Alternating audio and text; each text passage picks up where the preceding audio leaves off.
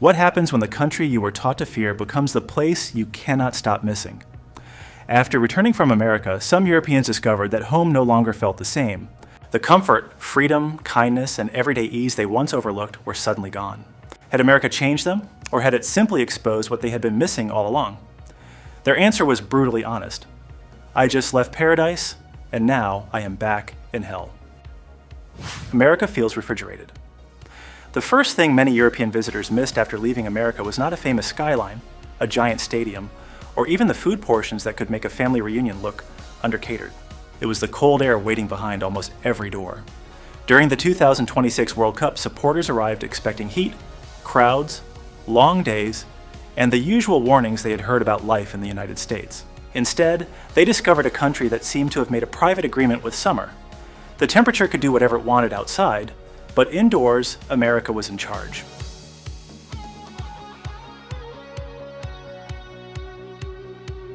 No air conditioning in the stores. Fine. No air conditioning in your home. Okay. No air conditioning on the fucking bus. For travelers from Britain, France, Germany, or the Netherlands, that level of air conditioning can feel almost unreal. In cities such as London, Paris, Berlin, and Amsterdam, many older apartments, cafes, schools, and small businesses were built without central cooling.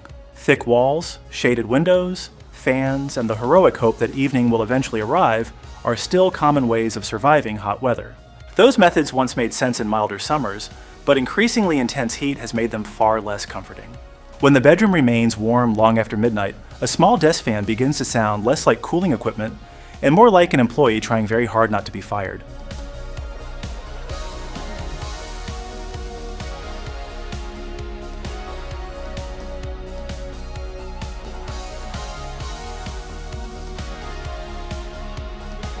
America approaches the same problem with a completely different personality.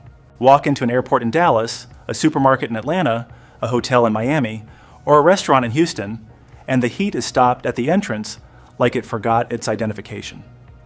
The air conditioning does not whisper politely from a corner. It arrives with confidence, cools the whole building, and makes a European visitor consider bringing a sweater into a Texas grocery store during July. That tiny moment captures something larger about American life. Comfort is often treated as basic infrastructure rather than an occasional luxury. It's starting to scare me. Can I be honest? Yeah, I didn't know they don't have air conditioning in other places. In England too. Like Brits are talking about air conditioning. And I'm like, yes, bro. I thought y'all were like the 1.0 of us. Dude, and we just evolved. I thought it was just us, but great. Yeah. They have the craziest thing here in America. So it's blazing hot outside. But look at this. I'm going to step into this establishment and it's chilly. It's hot outside, but when you step in, it's like a winter's day. This is where the media image begins to fall apart. Some European travelers reach America after hearing endless stories about chaos, danger, waste, and excess. Yet their actual days are filled with cold hotel rooms, cooled public spaces, shaded stadium concourses, chilled buses, and restaurants where nobody expects customers to sit quietly while the room slowly turns into an oven. The country they were warned about suddenly feels remarkably prepared, practical, and considerate.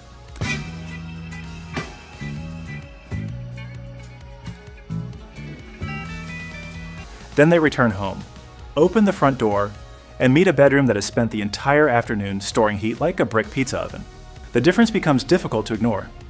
In America, the outside temperature may be brutal, but daily life keeps moving because buildings, transportation, shops, and workplaces are designed to protect people from it. Back in parts of Europe, a heat wave can still reshape the entire day, disturb sleep, empty offices, and turn a simple train ride into a test of patience and hydration.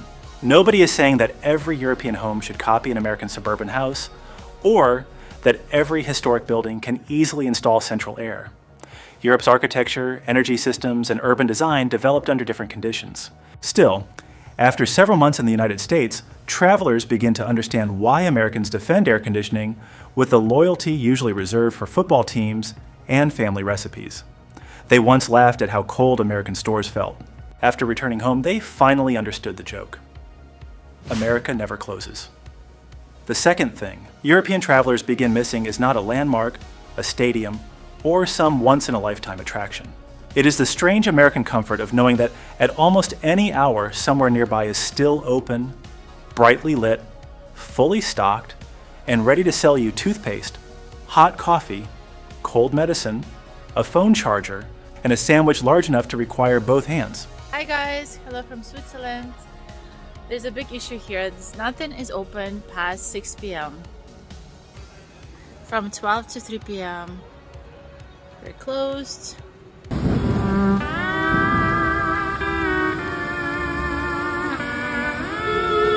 Let me in! Let me in! After several months in the United States, that availability stops feeling unusual. It becomes part of the background, like traffic lights or weather reports. A late arrival does not automatically mean an empty stomach.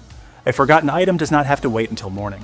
Even a long drive after midnight usually comes with gas stations, convenience stores, pharmacies, and highway exits glowing ahead like small islands of civilization. According to the National Association of Convenience Stores, the United States had more than 152,000 convenience stores at the beginning of 2024. That is not merely a retail statistic. It is a map of how seriously America takes the sentence, "I need something right now." Look at this. Somebody come look at this. Look at.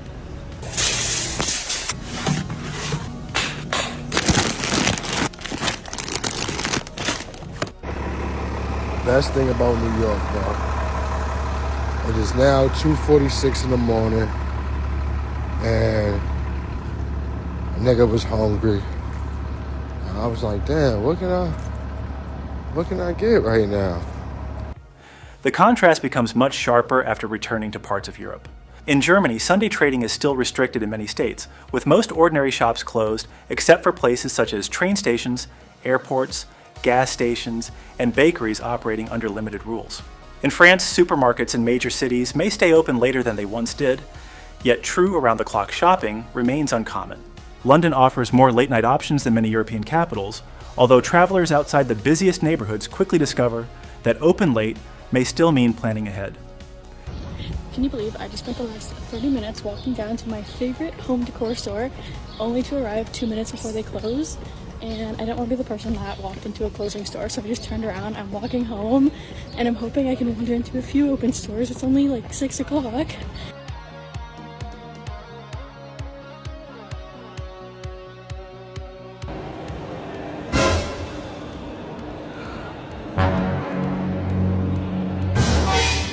That difference reveals something deeper than store hours.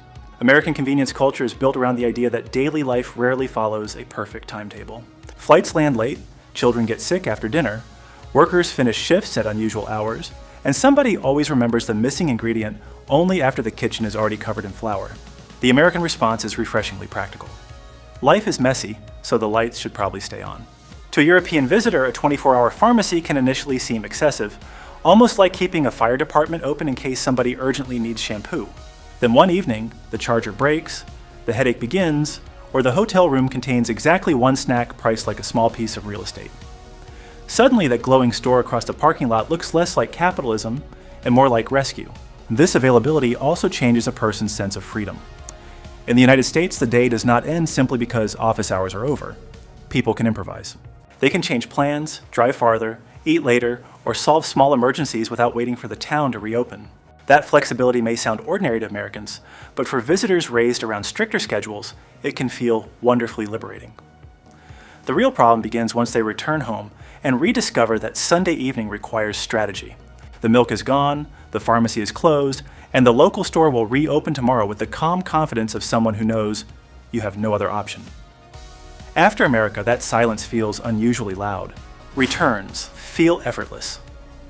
Some travelers remember America through its skylines, while others remember the first time a store employee accepted a return without looking at them like they had just confessed to a minor crime.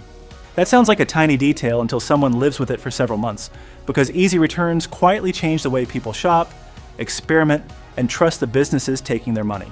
Hi, welcome to Costco. My name is Ashley. Thank you for being a valued customer. How can I help you? I would like to return a couch. When did you buy it? 4 years ago. Okay, no problem. It's super easy to return something to the TikTok shop. There's two ways. Number one, you just go into the item, you hit the refund button, and it will generate either. Is it true that Trader Joe's allows you to buy something and if you don't like it or it's not good, like you can return it? Right, so you can always buy it, and then if you don't like it, even if you've already opened it, you can definitely return it with no Right, and the reason would be, let's say you bought many of something. Across the United States, generous return policies have become part of ordinary retail culture. Major chains commonly allow customers to bring back unused or unwanted products within a stated period, while some stores provide longer windows for members or during the holiday season. According to the National Retail Federation, American consumers returned an estimated $743 billion worth of merchandise in 2023, equal to roughly 14.5% of total retail sales. That figure is enormous, yet it also reveals something deeply American. Retailers understand that a sale does not truly feel complete until the customer feels comfortable keeping the product. For European visitors, the surprise is usually not that returns exist. European Union consumers buying online generally have a 14-day right to withdraw from many purchases, and countries such as Germany, France, and the Netherlands have strong consumer protections. The cultural difference becomes clearer inside physical stores. In many European shops, returning an item simply because the color looked better under showroom lighting may depend heavily on the retailer's own policy. A receipt is essential, packaging matters, and the conversation can feel formal enough to make someone rehearse their explanation on the train. American retail often removes that little cloud of embarrassment. The employee scans the receipt, asks whether anything was wrong, and moves the process along before the customer is finished delivering the speech prepared in the parking lot. A sweater can go home, meet the bedroom mirror, lose the election, and return to the store without creating a diplomatic incident. That ease does more than save time. It encourages people to try unfamiliar brands, order clothing online, test products at home, and make purchases without fearing that one mistake will become permanent. The store is effectively saying, "We would rather keep your trust than win one argument over a blender."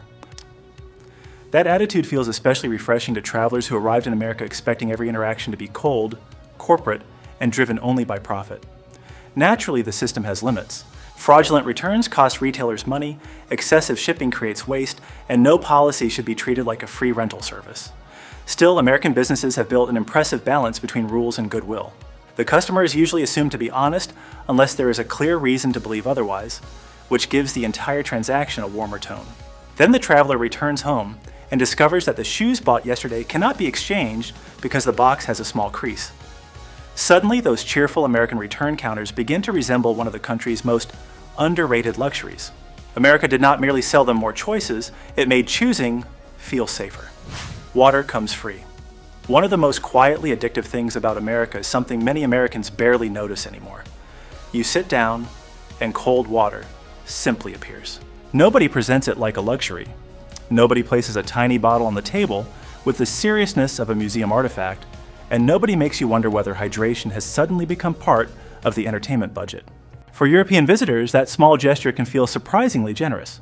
In France, restaurants are legally required to provide free tap water when customers order a meal, yet bottled water still remains a familiar part of dining culture. In Germany, ordering water often means receiving mineral water that appears on the bill, while tap water is less automatically offered than in the United States. In Italy, diners commonly purchase bottled still or sparkling water because the waiter usually does not arrive with a full glass before anyone has chosen a drink. None of these customs are unreasonable, but after months in America, paying several euros just to stop being thirsty can feel like discovering that the table also charges rent. The American habit reflects a deeper idea about hospitality. Water is treated as the starting point of service, not as a product that must first prove its profit margin. A server places a glass on the table before the customer has made a decision, which immediately removes one small worry from the meal. During a hot World Cup summer, that matters even more.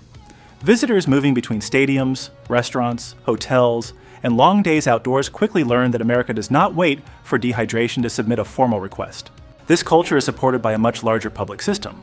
The United States has regulated public drinking water under the Safe Drinking Water Act since 1974, and the Environmental Protection Agency oversees standards for more than 148,000 public water systems.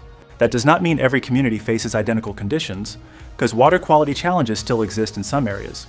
However, the national expectation remains powerful. Clean drinking water should be widely available, monitored, and ordinary enough that a restaurant can pour it without turning the moment into a financial decision. The appeal is not really about saving $2 or $3, it is about the feeling behind the glass.